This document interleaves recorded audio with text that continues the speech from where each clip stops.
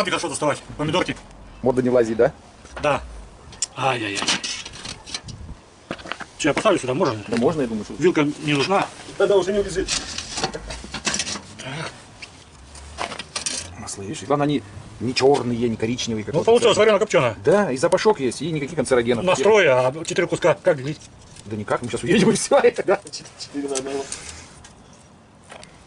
Вот эти я руками голыми брал, Саш, а руки грязные. Да капец, я уже понял тебя. Хорошо, хоть не плюнул при нас. Поплевал бы сейчас кружку. Смотри, сколько жира Да. выцепилось. Опять же не мыть. Моей. Я сейчас фоткаю тарелку, подожди, блин. Уносит, да? Получается. О, улыбайся, что ли? О. Главное, чтобы мой кардиолог не видел. Они борются за мой холестерин. Конечно, вот ты... Ну все, мужики, давайте. Кто смотрит сити, ложитесь. Это нужно только лежа. Мне кажется, лучше получилось в прошлый раз, да? Вот оно не черное. Да хорошее мясо. На костях мне больше нравится. Нету там салов, да, вот сало, как в грудину. Может, хватит издеваться над людьми. Все, Паша, вырубай, хватит эту саманку. Давай, свет выключай, камеру выключай.